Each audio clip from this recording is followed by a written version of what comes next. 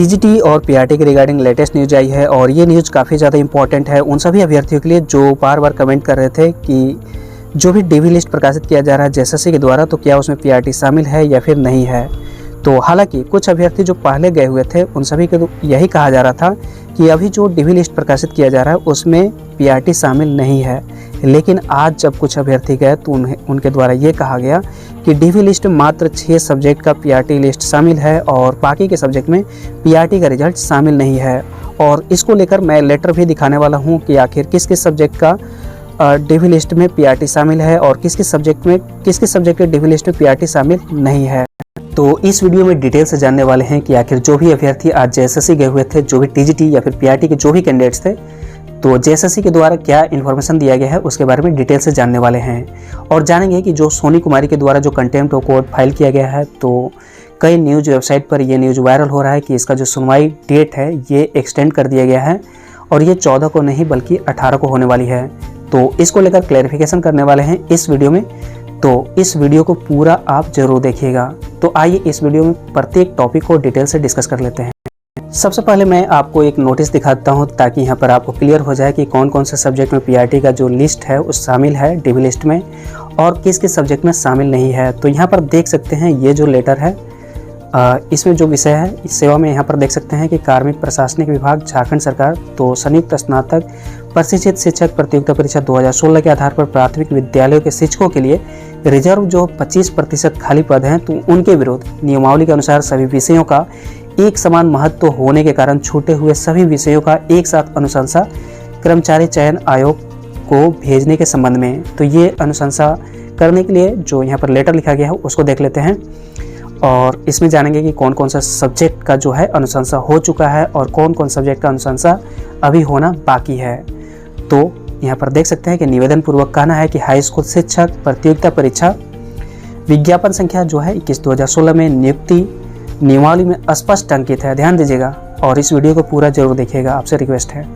तो यहाँ पर देख सकते हैं कि स्पष्ट अंकित है कि अगर 25% प्राथमिक शिक्षकों के कोटे के सीट अगर खाली रहती है तो उसे 75% सीधी नियुक्ति के सफल अभ्यर्थियों से भरा जाएगा। तो इस तरह की बातें कही गई थी नियमावली में और साथ ही इस मामले को लेकर दिनांक 7 फरवरी 2019 को विधानसभा सत्र के दौरान ध्यानाकर्षण कमेटी भी बनी थी, जिसके उपरांत कमेटी के माननीय सभापति एवं सदस्यों द्वारा यह अनुशंसा हुआ कि जो भी 25% प्राथमिक शिक्षकों के सभी विषयों पर अगर योग्य शिक्षक नहीं मिलते हैं तो इस स्थिति में 75% सीधी नियुक्ति के सफल अभ्यर्थियों से सब्जेक्ट वाइज और कैटेगरी वाइज उस खाली सीट पर शिफ्ट किया जाए।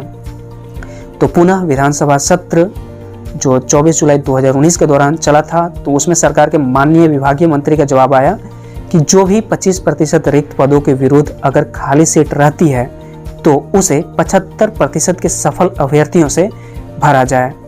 तो अतः उपरोक्त विषयों को ध्यान में रखते हुए नियमानुसार सभी विषयों का एक समान महत्व होने के कारण जेएसएससी को भेजे गए सिर्फ 6 विषयों, ध्यान दीजिएगा, ये जो विषय है जिसका डीवी लिस्ट जारी किया गया है तो उसमें पीआरटी भी शामिल है। ध्यान दीजिएगा, तो जो भी अनुशंसा कर दिया गया है जिसमें पीआरटी का सेट तो वो सब्जेक्ट यहाँ है हिंदी, अंग्रेजी, इतिहास, नागरिक शास्त्र, भूगोल, गणित, भौतिकी एवं जीव विज्ञान, रसायन शास्त्र।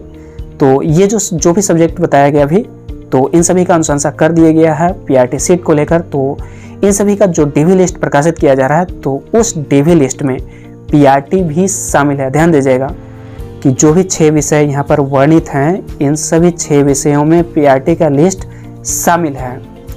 तो 6 सब्जेक्ट के अलावा जो बाकी बचे हुए विषय हैं जैसे कि अर्थशास्त्र, शारीरिक शिक्षा, वाणिज्य, संथाली, उर्दू, नागपुरी, पंचपरगनिया, कुरमाली, मुंडारी, खोरठा, गृह विज्ञान, संगीत, कुड़ुख, जनजातीय एवं क्षेत्रीय भाषा, तो ये सभी जो सब्जेक्ट हैं इन सभी में पीआरटी का लिस्ट शामिल नहीं है। और ये लेटर इसलिए लिखा गया है ताकि इन सभी सब्जेक्ट का भी अनुशंसा जल्द से जल्द झारखंड कर्मचारी चयन आयोग को भिजवाया जाए सरकार के द्वारा। जैसा कि मैंने बताया कि इन सभी 6 सब्जेक्ट का अनुशंसा कर दिया गया है और उन सभी 6 सब्जेक्ट में पीआरटी का लिस्ट शामिल है। तो यहाँ पर जेएसएससी की गलती स्पष्ट रूप से नजर आ रहा है। तो अगर आप ध्यान से देखें तो यहाँ पर देख सकते हैं कि candidate short listed against vacancy of direct recruitment. तो जब यहाँ पर हिंदी का अनुशंसा कर दिया गया है और जब इस लिस्ट में पीआरटी का लिस्ट भी शामिल है, तो जेएसएससी को ये करना चाहिए था कि डायरेक्ट रिक्रूटमेंट प्लस यहाँ पर पीआरटी की सीट यहाँ पर लिख देना चाहिए था। जबकि जितना भी डीवी लिस्ट प्रकाशित किया जा रहा है, जिसमें अनुशंसा किया गया है या फिर नहीं किया गया है, जिसमें पीआरटी लिस्ट शामिल है या फिर नहीं शामिल है, उन सभी को एक जैसा ही डीवी लिस्ट प्रकाशित किया जा रहा है। तो यहाँ पर जेएसएससी को ये चाहिए था कि यहाँ पर डायरेक्ट रिक्रूटमेंट प्लस यहाँ पर लिख देना चाहिए था कि पीआरटी का लिस्ट भी इसमें शामिल है। तो ये जेएसएससी की गलती है और जेएसएससी को ये बात समझना चाहिए और एक कोरिगेंडम नोटिस भी निकालना चाहिए कि किन किन सब्जेक्ट में, या फिर ये जो 6 सब्जेक्ट मैंने बताया, तो इन सभी के 6 सब्जेक्ट में जो है पीआरटी का लिस्ट शामिल है और अन्य विषयों में अभी तक अनुशंसा नहीं हुई है, इस वजह से अभी शामिल नहीं किया गया है। तो इस तरह की बातें लिखनी चाहिए थी। और झारखंड सरकार को यहाँ पर कोशिश किया जाना चाहिए कि जल्द से जल्द यहाँ पर जितने भी अन्य सब्जेक्ट हैं, जो भी 6 सब्जेक्ट के अलावा जो भी 18 सब्जेक्ट हैं, उन सभी का जल्द से जल्द अनुशंसा भेजा जाए पीआरटी लिस्ट का, और जल्द से जल्द उसका भी डीवी लिस्ट प्रकाशित किया जाए। एक न्यूज़ काफ़ी ज़्यादा वायरल हो रहा है हाई स्कूल शिक्षक नियुक्ति से संबंधित। तो यहाँ पर देख सकते हैं कि हाई स्कूल शिक्षक नियुक्ति 2016 के लटकने के आसार और सुप्रीम कोर्ट में दाखिल कंटेम्प्ट केस पर 18 को सुनवाई। तो ये सभी बातों का कोई भी यहाँ पर लेना देना नहीं है और फालतू का यहाँ पर मतलब लिख दिया गया है अटेंशन के लिए। तो ये जो सुनवाई का जो डेट बताया गया है कि 18 को, तो क्या ये वाकई में 18 को सुनवाई होने वाली है? तो आइए देख लेते हैं। उससे पहले अभी आपने जो प्रिंट मीडिया देखा, उसके अलावा HBPL जो न्यूज़ वेबसाइट है, तो उस पर भी ये बताया गया था कि जो सोनी कुमारी के द्वारा जो कंटेम्प्ट कोर्ट फाइल किया गया है, तो उसका सुनवाई का डेट बढ़ गया है, यानी कि 18 नवंबर को होने वाली है। लेकिन इन सभी पेपर पर तब तक विश्वास नहीं कीजिए जब तक कि ऑफिशियल तरीके से नहीं आ जाती है।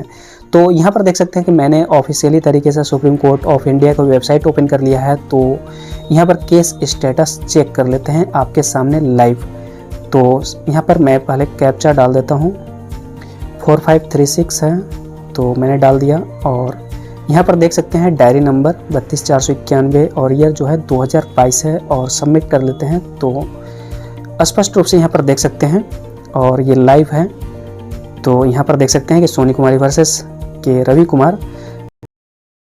तो यहाँ पर देख सकते हैं कि जो टेंटेटिव डेट दिया गया है 14 नवंबर 2022, तो 14 नवंबर 2022 को ही इसकी सुनवाई होने वाली है, 18 नवंबर को नहीं। ध्यान दीजिएगा, ये जो सुनवाई है 14 नवंबर को ही होने वाली है। 14 नवंबर को ही झारखंड सरकार को जवाब देना होगा या फिर जेएसएससी को जवाब देना होगा कि आखिर मिनिमम कट ऑफ के आधार पर रिजल्ट प्रकाशित क्यों नहीं किया जा रहा है, जबकि जजमेंट में स्पष्ट वर्णित है कि जो भी ज्वाइंट टीजीटी के कैंडिडेट्स हैं उन सभी के लास्ट कट ऑफ के आधार पर जितने भी और भी पेंडिंग नियुक्ति हैं उन सभी का सिलेक्शन किया जाए, चाहे ना इसके लिए सीट क्रिएट करना पड़े। तो इसको लेकर जवाब दाखिल करने होंगे जेएसएससी को या फिर गवर्नमेंट को।